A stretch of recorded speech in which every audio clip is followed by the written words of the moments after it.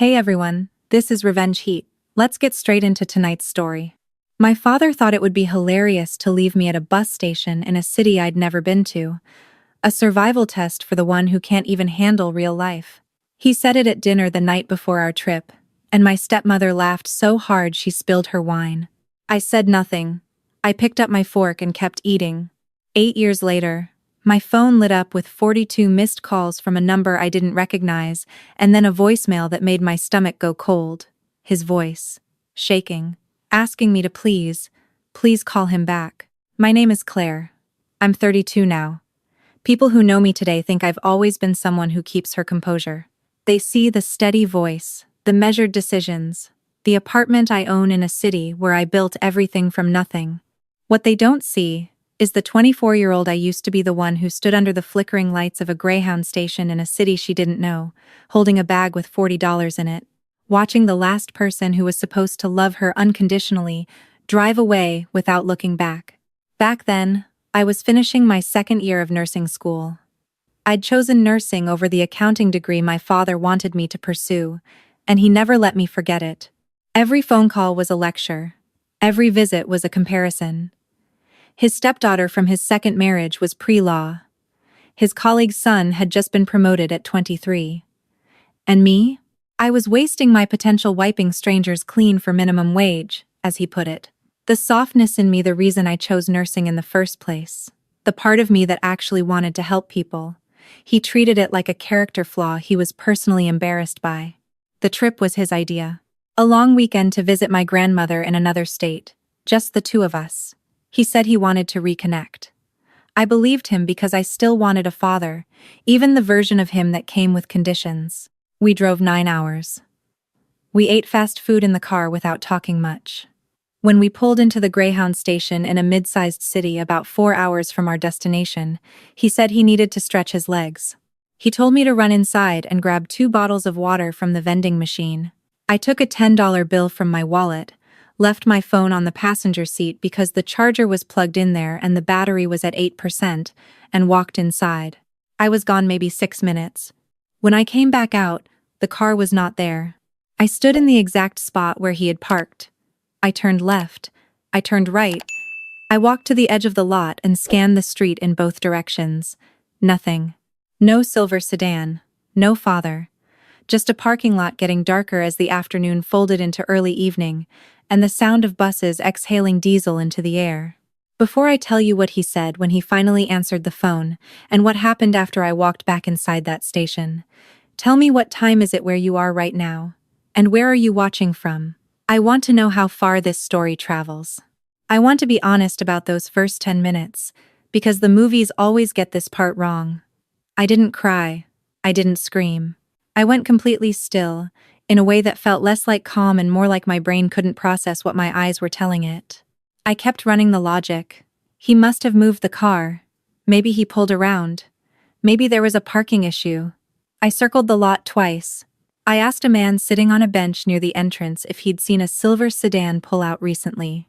He shrugged and looked back at his phone. Then I remembered. My phone was in the car, charging, on the passenger seat. I went back to my bag. I had my wallet. Thankfully, I'd brought it inside my nursing school textbook, a change of clothes, and $42 in cash. I did not have my phone. I did not have my charger. I did not have my father's number memorized, because it was saved in a device that was currently driving away from me at whatever speed he chose. That was when it stopped feeling like a mistake. Because here is what I did know. He had watched me pick up my bag before I got out.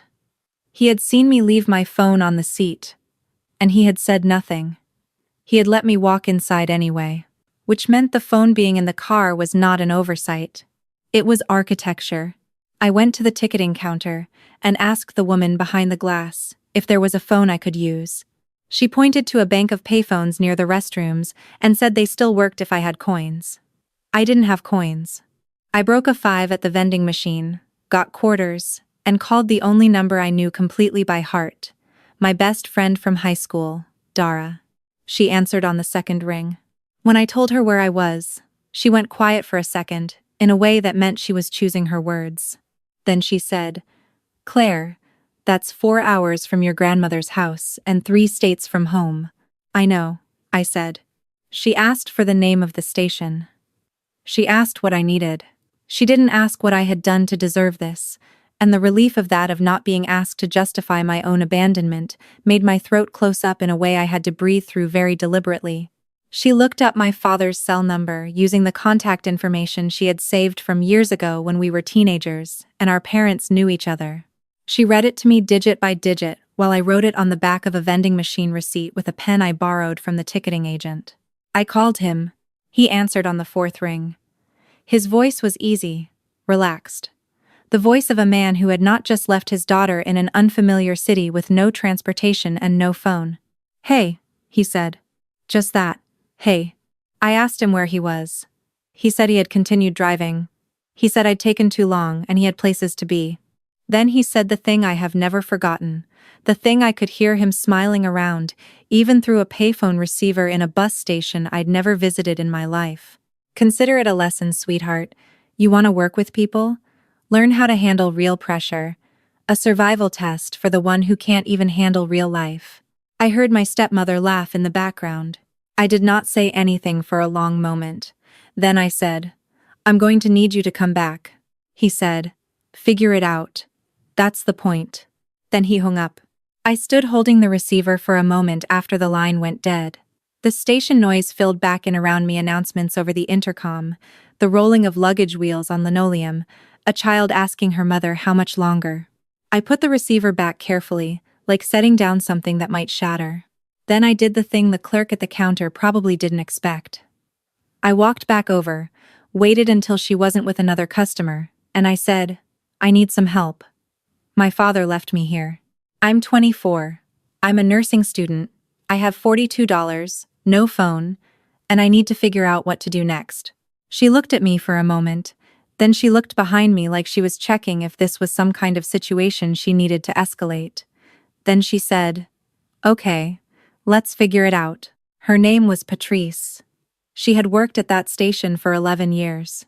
She had seen people stranded before, she told me, but usually it was someone who missed their bus, not someone whose parent had actively removed them from the vehicle and continued the trip without them.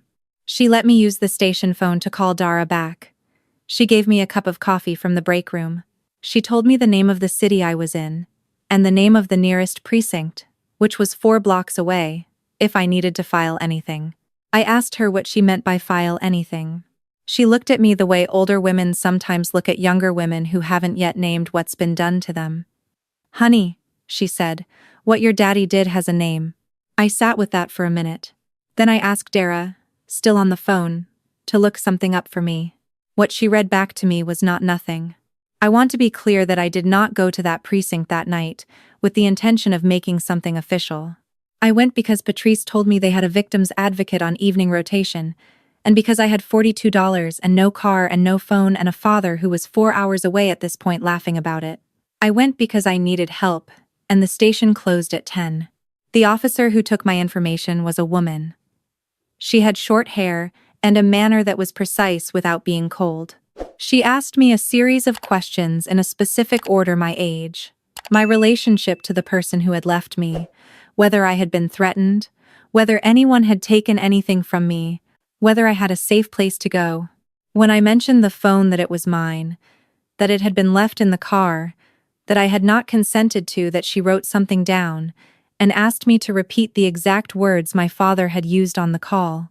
I recited them from memory, because some sentences burn themselves in, a survival test for the one who can't even handle real life. She asked if I had any way to verify the call had happened. I gave her the payphone number and the timestamp. She said she could pull the record. She also told me something I hadn't known, that leaving an adult family member stranded without transportation, consent, or communication in an unfamiliar location could, depending on circumstances, meet certain legal definitions I should be aware of. She said she wasn't making me any promises. She said documentation was my best tool regardless of what I decided to do later. I gave a formal statement. I wrote down the car description, the license plate state, the time he left, the time I called, the exact quote. I wrote it all down on official paper, with a case number at the top. Dara drove through the night to get me. 6 hours round trip. She arrived at the station just before midnight, still in the sweatpants she'd been wearing when I called. She hugged me in the parking lot and then held me at arm's length and looked at my face the way people do when they want to see if you're actually okay, and not just performing okay. "I'm fine," I said. She said, "I know you are. I'm furious anyway." She drove me home. On the way, she said, "What do you want to do about this?" And I told her I wanted to sleep first. Then I wanted to think clearly. Then I would decide. That was 8 years ago. The honest answer to what did I do is that I did something that took longer than revenge but landed harder. I built a life so thoroughly outside of my father's narrative that his version of me, the soft one, the impractical one, the one who couldn't handle pressure, became impossible to defend. I finished nursing school. I graduated in the top third of my class. I specialized.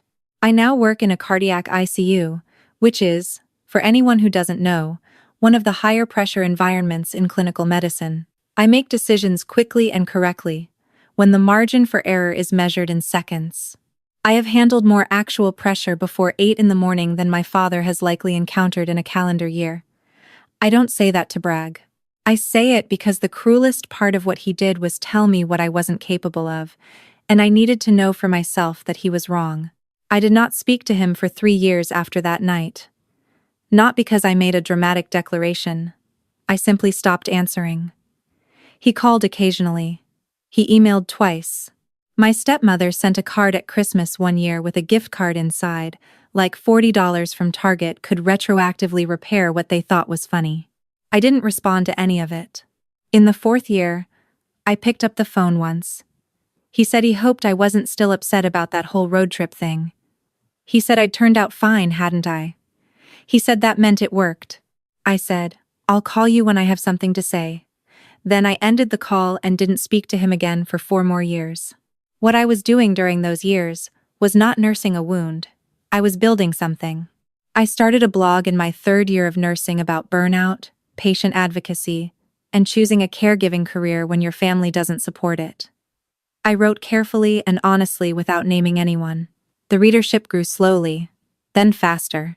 I was asked to speak at a nursing school orientation, then at a state healthcare conference. I wrote one essay, published in a mid-sized professional journal, about the particular kind of gaslighting that tells compassionate people their compassion is weakness. It was read widely enough that people I had never met wrote to me, saying they recognized the pattern. I never named my father. I never posted his photo.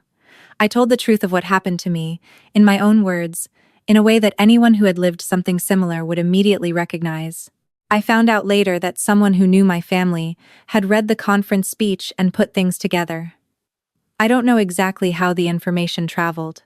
I know only that 8 years after a Greyhound station in a city I had never visited, my father had 42 missed calls worth of urgency to reach me, and left a voicemail in a register I had never heard from him before.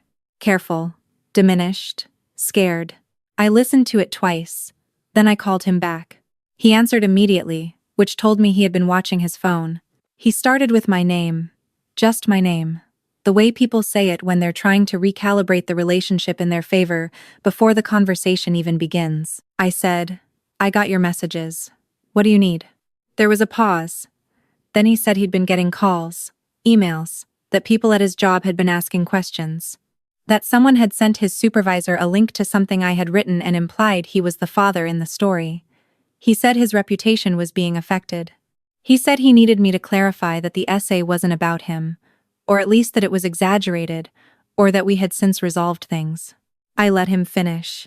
Then I said, "Which part wasn't accurate?" He went quiet. "The part where you left me in a bus station in a city I'd never been to? Or the part where you called it a survival test? Or the part where you laughed?" He said it was never meant to be serious. He said he was nearby.